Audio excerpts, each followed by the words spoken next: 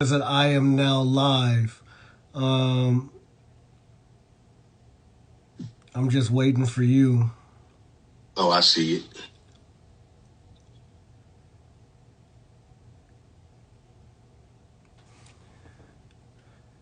Okay, you joined. Does it say ask for? Yeah, I just sent the request. Okay. View request. You should be coming up here soon. Maybe. Yeah, There yeah. you go. Why we turned why we turned it sideways? Does your That's the way view my does your view look sideways? no, mine does not. Um, why you sideways there, man? I, oh, now I'm upside down. That's on your side Okay, there. there we There you go. go. There you go. There we go. Now we working. So, ladies and gentlemen, this has been definitely the test run, trying to get some things together. I've been trying to catch up with my brother for such a long time because I know that we cover the same areas in life pretty much. And our idea and goal is for man to be the best version of himself that they can possibly be. And that's all we ever ask. But one thing we realize, and through life and through trials and tribulations of our own, is that we were told to rule and to live off of a blueprint that's not necessarily ours.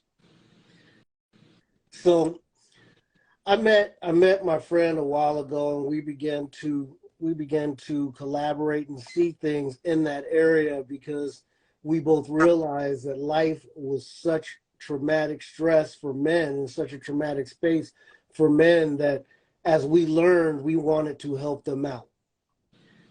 And so I've got my friend Daniel on the other line, right there on going live with me, and we are going to talk about why we feel displaced as men. Exactly. Why do we feel displaced? Because I know that as a man, starting off from being a teenager, going into seeking out what manhood is, we get different scenarios and stories and instruction and things from other men, watching other men and saying what a man is, what a man's supposed to do, how he's supposed to move. But now I notice that a lot of men are walking around kind of like their heads in a fog because they feel displaced. They want to know, where do I fit in? They've made so many roles for me in so many places. I'm supposed to be here. I'm supposed to be doing that. I'm not supposed to be doing this. So now we like, I don't know where I'm supposed to be. And how did I get You here? know, so many things and so many people, they're telling us so many things on who and what we're supposed to be. And because of the way society has changed things or even designed things in the way that they wanted it to look, they've made it so difficult for us to, as men, to be focused on who and what we're supposed to be, when in essence we need to look at the creator. And when we look at the creator, because the creator is the only one who knows the idea or the purpose of the product. Exactly that. It's like going back to the manufacturer. You want to know how you're supposed to function, you got to get to the manual. I mean, you're not And going to buy a BMW and take it to the Ford dealership because something went wrong. And that's what we've been doing. exactly that. And taking it to that tree shade mechanic, Mm-hmm. somebody who really doesn't have expertise or even has the equipment to deal with what's under the hood. Because it's cheaper. I remember my Mercedes, I couldn't take it and just get some random oil change. I mean, the oil change literally was about 200 and something dollars because they had so much they had to change, take apart, reconstruct almost. And I learned how to do it. But the fact is that I consulted the manual. And that's what we need to do. We need to go back and consult the manual so that we can be the best version of ourselves that he's designed us to be from the first place. But the fact is we feel displaced because simply we are. And it's a funny thing, you know, when you do have a new car, how long most people go along in their new car and they don't read the manual, and there's so many different functions and options that they have access to, yet they don't know they have access to it because they never checked the manual. So I was like, this doesn't have to turn into a Bible study, but you need to look at it from the perspective that you need to look at it.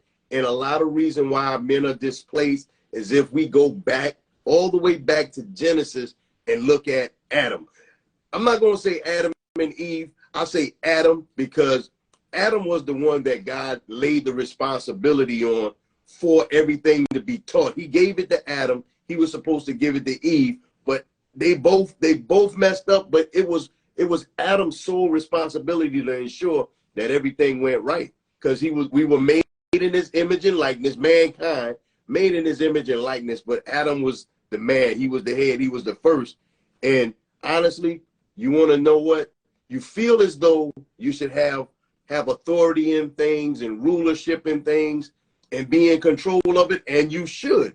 But you're displaced and you're not feeling that way because Adam got bamboozled. He gave up his right to have authority and to have dominion and to have his rulership. When God placed Adam in the earth, he placed him here as a manager for him to manage. Image and likeness, right? All God would do was speak. He would give a command and everything would go forth and follow that. It was supposed to be the same way with Adam. But we look at the serpent, right? He gave Adam, so just for reference, you can go back to Genesis 1:26. When he said he made man in his image and likeness, and he gave him dominion over the fowl of the air, the fish in the sea, the wild animals, the domestic animals, every living creature, right? So how could the serpent be given Eve instruction in teaching her something when we are the ones who give the commands? We're the ones who give instructions. Why is the thing that's supposed to receive giving the orders? And that's the reason why we're displaced, because we allowed something to come in and switch our roles. He got deceived. So and he lost his position, not paying attention, not being aware. As a man who's been there in that place of being displaced, you know, I was a Denver cop for a while, and you know, I was injured on duty, but the fact came across that eventually I was going to have to make a decision, and I made this decision, and I had always felt like there was something more. I always felt like I was in some eras displaced, because when I grew up, what did my dad tell me? My dad told me that I should do this, or a man does this, that a man does this, he takes care of the family. And if you look at it historically, man actually has built their identity off of roles by how they lived, where they lived, and who they lived with. And through those essence of times of when, like, even like back in the day when the man was supposed to be the breadwinner, or he was supposed to be the man of the house, and he's supposed to be the protector, and he's still supposed to be all those things, but all those things have been taken away from him. And so now man is like, I don't know what I'm supposed to do. But back to my story where I said I felt displaced, you know, I felt like I was just existing and I wasn't living. And I had to find that spot. And I think that era when I got hurt, when I sat down for years on my knees just crying out to God, was a time that I went back to the manual and began to say, God, who am I? Why am I doing this? Because I had gone through job after job after job before I became a Denver cop. And when I became a cop, I felt like, ooh, I've reached the epitome of life. You know, I felt like I was doing something because I was newly married. I had a son, and I was going to be the man of the house, and I was going to, but something felt like, so many things felt like they had gone wrong all through life. And, you know, I was just like, God, how am I going to reach that? And so what we need to do is go back to the blueprint, because like I said before, the only one who knows the product is the creator. So the only person who knows that BMW is the creator of BMW. You know, you're not going to take your Audi to a Ford dealership. You're just not going to do it. And Exactly. so I felt displaced. So how did I get out of being displaced? I went to the manual. I went to the one who created me in the first place so that I could figure out who and what I am. And now let me say this, is that trying to figure out who and what you are is a journey. It's a seasonal thing. You never get to the final point and until God's done with you. Exactly, because you know what? There's so many different sides to God. So if we're in his image and his likeness, see, I think a lot of what has men feeling displaced is they keep running after the image. Nobody wants the likeness, because the likeness, it requires a discipline. It requires a certain type of lifestyle that not everybody is following. That means God says you have to be holy, for I am holy. You have to be perfect, for he is perfect. And the only way for you to be holy or perfect is having the Holy Spirit as your mentor, as your guide, as your consultant, as your counselor. So you actually know, because he said, I'm going to send you an advocate, and that's your manual. He's going to let you know that, all right, this is how you're supposed to be functioning. This is how you respond to God. This is how you respond to when you get a wife. This is how you do when you have a family. This is who you're supposed to be for your community, for those that are watching the way that you live. Men are so infatuated and fixated with everybody watching what they gain and what they're possessing, and not watching what it is that they give as a service. Our whole life is supposed to be of a service, but they built this thing around manhood as it's about possessions. How much can you accumulate? Like it's about quantity, and God's about quality. Exactly. You know, and we look at it. That's why when I wake up first thing in the morning, the first thing I do is not grab my cell phone, and I don't look at Facebook. I don't look at Instagram, because all that is someone else's life. And the fact is that half the time that life is false. Right. You So put on. And I don't want to start my day off in a falseness of anything. And so I don't touch my phone. The first thing I do is I do my morning routine and get ready, and I pray and get ready for the day. And I'm an early riser, but when we look at the Facebook and the Instagram trying to be someone that we're not, because all we really see is people, you know, how do I put it this way? A lot of people want the glory, but they don't want the story. And that's why so many of us continue to feel displaced, because we're frustrated, because we want the Bentley, we want the $2,000 suit, we want the mega church, we want this, we want the ministry that, you know, I mean, look at what Paul said. Look, he said, look, is it just me and Barnabas? Are we supposed to be the ones that y'all don't take care of? I mean, all these other apostles, you know, y'all are paying for them and doing this, but we're the only one. And he said, I don't care, you know, I want to minister and not take anything from it, because that puts more heart into it. But the fact is he's gone through his story to get to where he's at, but people don't see where he is. And as men, we want people to worry, but not necessarily worry, but to see who we are. Right. We want to be seen, and that's one of the most important things about men. We want to be seen. So when we're not seen, we feel displaced. Yeah, and a lot of I know I'm gonna speak for me, in realizing that I was displaced for some time, right? And I wanted to get in position. I wanted to be back where God said I should be. When you would look at the Matthew 6:33, he says, "Seek ye first the kingdom of God and his righteousness, and then all these other things will be added." We've lived life so much more about, and all these things be added at the front of the passage, in the seek ye first as second. So that him having to straighten out a whole lot of our thinking, our habits, our lifestyle, in order for us to be able to get to all these things to be added. You got to do the seek ye first, And that means a lot of what we used to do, a lot of ways that we behaved, the associations, the places we frequent, all of that stuff has to end up changing before you can get to that. But when you submit to it, that part, when it comes, it's going to come. It's going to come so much better. He said, I came for you to have life and life more abundantly. It's going to come. It's going to come in a better form. It's going to be long lasting. You're not going to have to worry about how do I keep it up? How can I add to it? He's going to continue to add on to you. Feeling this place is an indicator that he's nudging you. God's nudging you. He's saying, hey, you know what? I know you feel out of place. You feel like this is not where you're supposed to be. Answer the invitation that I'm giving you, and you can realize that you don't have to try and fit into this mold. You don't have to go and occupy this role that they say that you have to have. You don't have to answer to this type of name. You don't have to be in touch with your feminine side, which is not a real thing. It's just emotions. I mean, we hurt, we get sad, we get discouraged. It's not a masculine and feminine.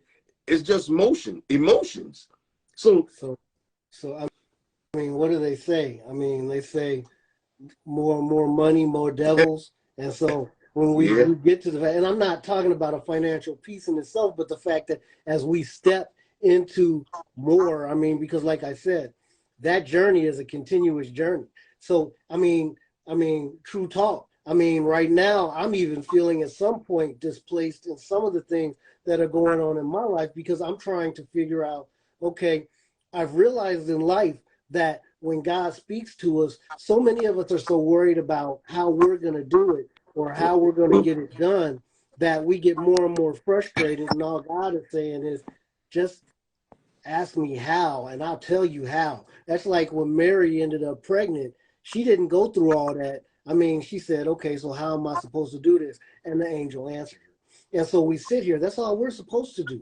And so, yes, even I feel displaced at some point in time. No, we have a couple of people. I'm gathering King Zach 23 is one of your friends. That's my little brother right there. That's your little brother? That's my little brother. Does your brother have any questions or anything concerning about being displaced? And while we're waiting on that, I mean, tell him to come on through, ask, and we'll put him on. And unless it's something that he just wants to ask and kind of keep on the DL, I mean, you can email us. And I don't know your brother's name, but your brother has all my information, and you're more than welcome to email a question to us or even call us, and we'll get back to you. And that's for anybody who's gonna watch the replay as well.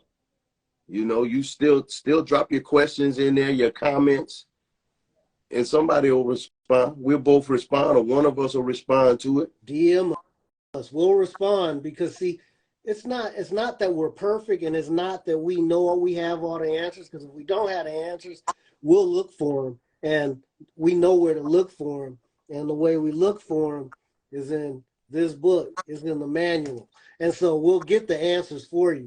And we'll do the best we can. And sometimes we may not. We'll just go straight out and say, hey, look, I don't have that answer. I'm going through that myself, but I'm going to be transparent with you through the whole process because I'm not perfect. I'm going through it just like you are. And that's my goal. That's our goal, is to help us be the best versions as we can be as our seasons begin to move forward. And so, any last words about being displaced? I just want to tell men, listen, don't feel as though it's just you and whatever you're feeling funny about, whatever you're going through, that it's singular to you, it's specific to you, because like there's nothing new under the sun. There's no new problem. There have been men that have been before us that have dealt with what you're dealing with, that have gotten over it, that have gotten through it, but you're going to stay in a displaced place if you never open your mouth. If you stay silent and you cry in silence, you stay in a corner and you keep it to yourself and you never voice it, you never open up and attach to another man, then you know what? Yeah, it's your problem singularly. You'll never find the solution. You'll never get the strategy to come out if you keep it to yourself. Because if you had the solution, you wouldn't be feeling displaced, right? Amen. Amen. Amen. We just want to help y'all be the best version of yourselves that you can be. And we're going to do this every week. Was it every week or every 2 weeks? I think we were gonna start every 2 weeks. Okay. Always and at this kind of go from there. guys.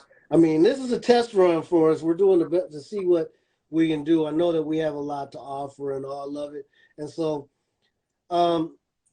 drop us a DM, ask your questions, and we'll be glad to answer them for you. Either way, I mean, either me or Daniel, we'll do the best we can. Just send us your request. I mean, if you have an idea of what you would like to hear us to talk about the following week or so, or hey, definitely DM us and tell us what you're struggling with or what you'd like us to cover or what you'd like us to discuss. Hey, what's your brother's name? Zachary. Zach? Yeah. and honestly, and if you feel, and I know we're men, and we're not about displaying our issues, you know, on social media. Nobody wants you to look as though you're not in control of your situation. Like you said, you can send a private DM. I mean, we can talk off record at the same time, but you know what? You'll never find your strategy. You'll never receive the strategy. You'll never get the solution if you just keep and trying to twist it and work with it and wrestle with it on your own. That's why you're full of anxiety right now. That's why you're lashing out at everybody. That's why you're being pulled off. You're antisocial. You don't want to be bothered. Your appetite is sinking. Your health is going down because you're trying to figure it out. Hey, talking to another man is just like you said, I want to talk to God. By talking to another man is by you talking to God. Especially if you're talking to a godly man, you're speaking to God. He's giving you your answer there. Don't miss your rescue boat because you're looking for God to show up in the boat. He's going to send somebody else in the boat, and that very well be your answer, be your solution. And that's it right there. Hey, everybody, you know, I really wanted to I want to respect time because I know how I feel when I'm on live and ends up being there for an hour or 2 hours, but whatsoever. But like I said, if you have questions, ask. I'm PD, and this is Daniel, and this is Unsettled Men's Talk. Hey, God bless. We'll see you next week. See you.